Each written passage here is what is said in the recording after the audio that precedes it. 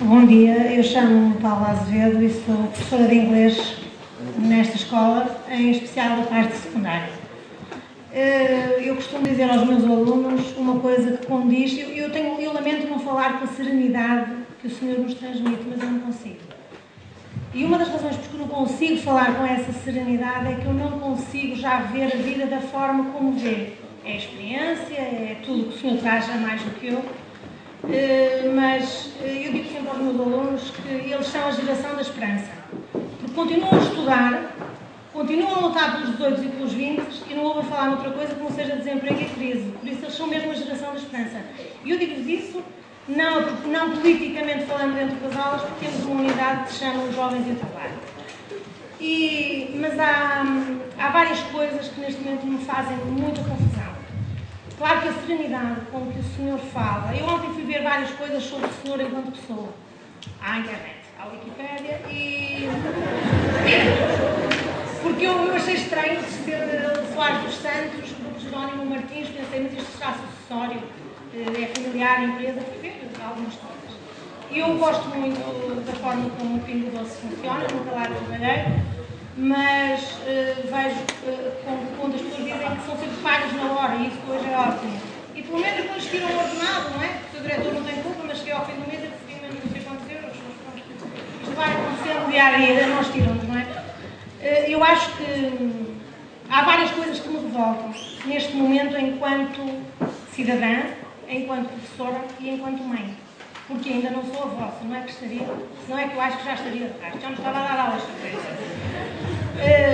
Uma das coisas que me está a fazer muita confusão é a serenidade com que eu achei que me faz dividir e ter uma opinião contrária ao Sr. Soares dos Santos é a seguinte: nós contestamos sem ver, sabe que eu acho que nós já não contestamos. A lei sai e nós não queremos saber. Tirar uns 200 euros do ordenado, olha. Nós já estamos, os miúdos já sentem, os nossos colegas sentem.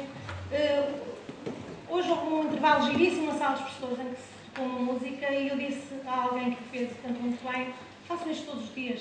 Sente-se tristeza, sente-se que a crise está a acabar. E um dia, e não sei se me vai permitir, se não escreve muito bem ou não, se calhar em inglês de um jeito. Um dia os meus alunos estavam a fazer testes, por acaso eram estes, e eu escrevi um artigo que vou pôr no YouTube, se não tiver coragem. E que digo a minha idade, digo como é que fui criada, sempre com a intenção de que a cultura faz falta, nem que seja para trabalhar atrás de um balcão, sem nos escusar quem trabalha atrás do balcão, é muito bom sabermos falar, digo isto constantemente, não é? Para que é que eu vou tirar o curso de professora? Com uma cunhinha, se trabalhares para o Pingo Doce. Uma cunha, vais para o Pingo Doce. E ontem até fui ver a ficha de inscrição do Pingo Doce, online. E achei curioso que tem espaço para dois... Já achei giro ter espaço para dois cursos. E eu disse, olha que giro, qualquer dia isto aumenta e vamos ver quem entra por cursos. Não sei se já reparou nisso, tem espaço para dois cursos. Depois diz se foi curso de Bolonha ou antes de Bolonha. E comentei até com uma colega. Eu disse, sabes que no Pingo Doce estão nos espaços? Eu disse, se calhar vão selecionar os cursos são mais educacionais, tens a menos educacionais, eu não sei como é que é, mas que está lá na ficha de inscrição, está. Eu peço desculpa. Pois eu estou habituada a falar algo. Eu só acho que nisto tudo o Senhor disse uma coisa extremamente importante e que foi isso que me fez escrever um papelito. O Senhor tem 18 netos, mas quando foi para a Alemanha e emigrou era novo e foi com a esposa e a noção de família seguiu. Quando regressou disse que tinha passado 12 anos porque disse que emigrou 12 anos. Quando chegou, certamente, a não ser que tenha sido por uma fatalidade que pode acontecer connosco cá, tinha cá os pais e a noção de família continuou. E conseguiu, através da ida e da vinda ao estrangeiro, manter a noção e a ligação de família. E diz com muito gosto que tem muitos netos. E diz com muito gosto, e eles vão e vêm no instante, porque felizmente, Sr. Soares dos Santos, o avô, se não for pai, o avô pode dizer, anda cá, hoje eu faço anos, toma lá uma passagem no Exigete. Mas eu vi-me, tenho 2 filhas gêmeas, e vi-me com uma a emigrar, e a não poder fazer nada.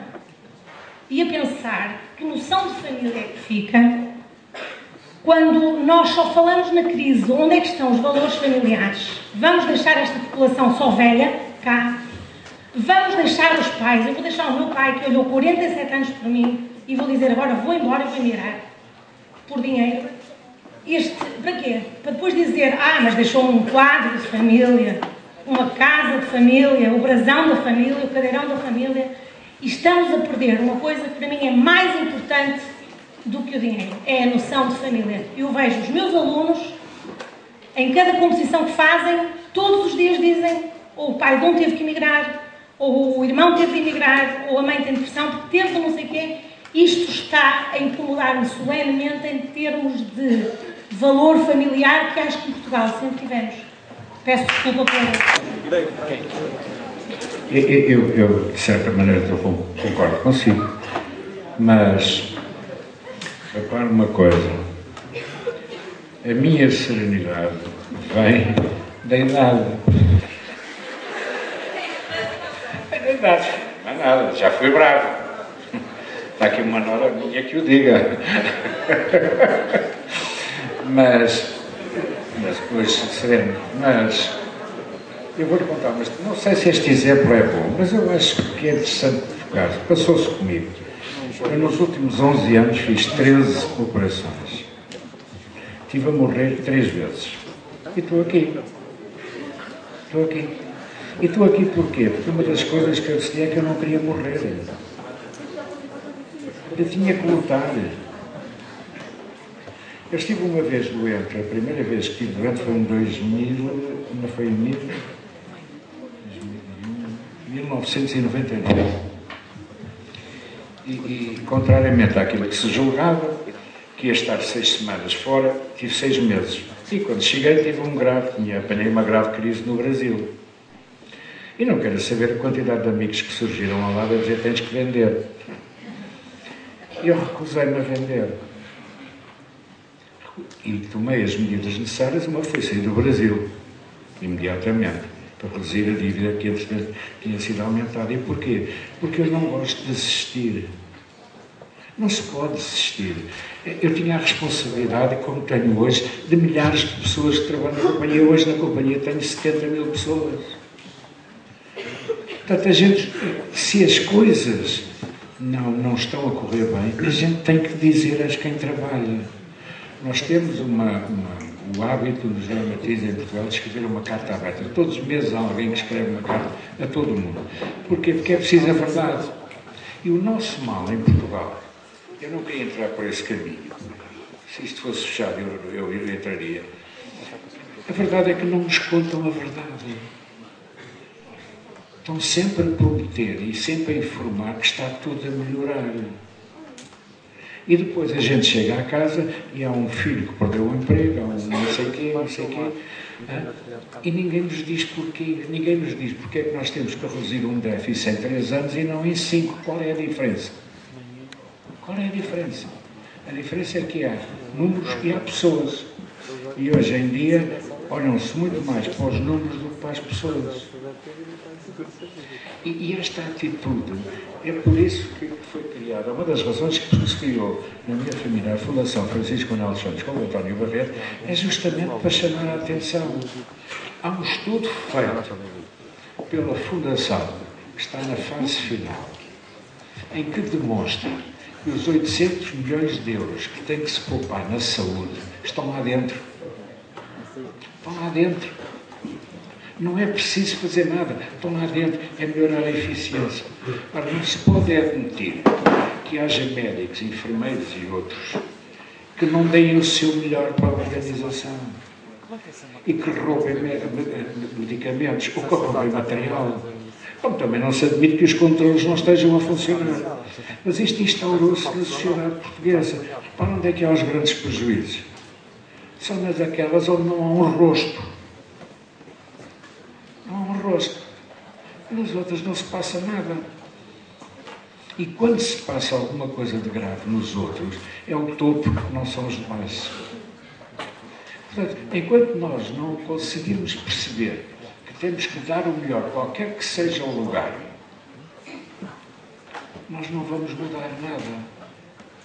Eu há muitos anos conheci em Davos, na Suíça, o engenheiro Guterres. E ele acabou de ser primeiro-ministro.